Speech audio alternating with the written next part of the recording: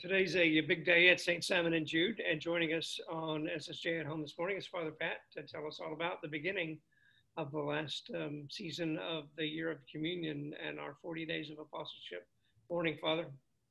Good morning. How are y'all this morning? So, yes, it's exciting. So today is 40 days before we celebrate the feast day of our patron saints, St. Simon and Jude. We'll celebrate that on October 28th.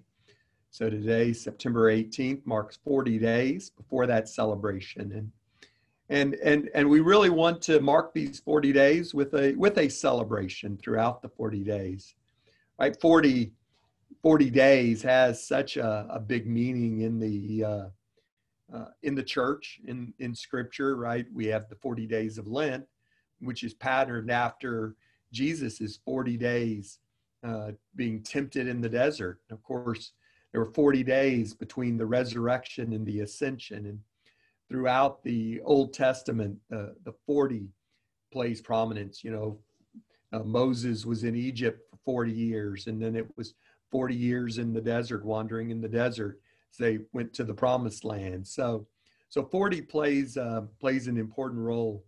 I was just looking up a couple of days ago, I was looking up, kind of the significance of the 40. And I was reading an article that talks about how so much biologically is kind of geared around that 40, that on the average, our skin cells heal in 40 days. And on the average, red blood cells die or start dying in 40 days. They start deteriorating in 40 days. So there is something, I think, that's intrinsic to 40 days, to 40 days of change, 40 days that, the significance of that 40 days, people recognize that early on. And that's why around the 40 days, we see all sorts of faiths, all sorts of religions around the world that focus on these 40 days. So it's 40 days of change. We're going to have our 40 days of change here over these next 40 days in the parish. It's, as you said, the last season of our year of communion. So it's really our time here in these last 40 days to really come together in communion with Jesus Christ and with the community. But also, being this last season of the year of communion, it allows us to start looking forward. Where do we go from here? And, why is it that we formed up to be in communion? Why did we form community?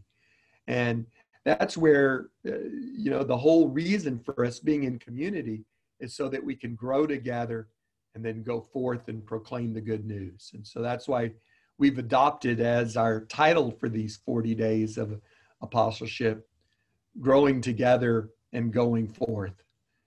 So that's what we really want to talk about here during these 40 days, how we come together as a community, we grow together, and then we go forth to proclaim the good news. So exciting thing is we'll kick all that off with a Mass tonight. We invite everybody to join us this evening, 7 o'clock for a Mass in the church. It'll be simulcast. If you want, please come down and join us in the church. If you can't do that, join us via the internet. There'll be a Zoom call that you can log into after the Mass, a Family Connect event. More information will be posted about that so that you can learn more about the family activities, hear more about the family things we've got going on. Because here over these 40 days, we're really going to be focusing on that forming the community. We've got all sorts of events planned, all sorts of events starting up here in these 40 days with our faith formation starting up. We'll start our new small community groups. You'll be hearing more about that. We have an exciting new small community program that we're beginning. It's a 4-year program, but you don't have to. Every year is a different year. But this first year we're learning about prayer, right? And the overall program is called Why Catholic, and we're really looking at the catechism, looking at why we're Catholic, looking at the prayer. So we've got a lot of exciting things planned for these 40 days, starting with our Mass tonight. So we invite everybody to join us in our kickoff and to join us as we journey through these 40 days of change, coming together as a community. In many ways, and we've talked about this before, it feels sort of like new beginnings with the fall season and how everything starts again with the coming of the fall. Thursday, the governor spoke about opening up Texas and some businesses and restaurants to 75% capacity. Does that, or what effect does it have on us, if any? Well, right now we're waiting to hear more from the Archdiocese, so it has no effect on us right now. Actually, you know, from a government perspective, the governor said a long time ago that he's not looking to even provide guidelines for religious organizations. So, you know, his statement didn't include any statement about religious organizations, that religious organizations are really, it's up to them to decide what's best. So we're looking to the bishop, we're looking to the Archdiocese to give us, you know, information about it. So right now we stay at the 25% capacity. You know, and here in our parish, you know, we don't have people counting as you come into the church. What we're trying to do is just look at maintaining the social distancing between family units. Obviously, that seating capacity changes as you've got more family units, because then the family units can sit close to each other. So our ushers are doing a real good job of monitoring that. At some of the masses, we've opened up the chapel and have started putting some people in there.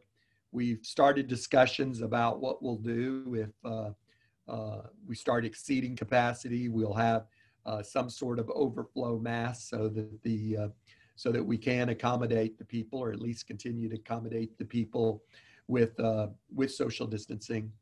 The Archdiocese still asks us not to sponsor any events here, and so we're doing that.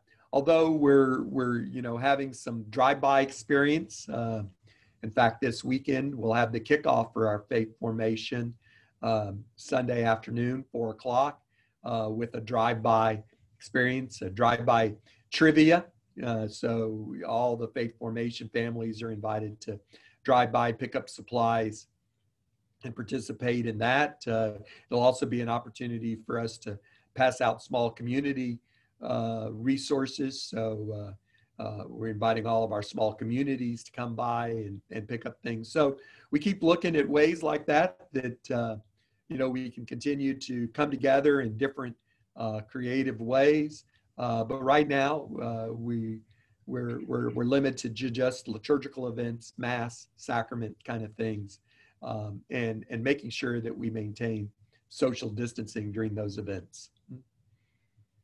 My wife used to give me a hard time because when the kids would go back to school every fall and their sports would start up and the you know, religious education would start up, I'd say it's about to get busy, when in actuality it's always busy.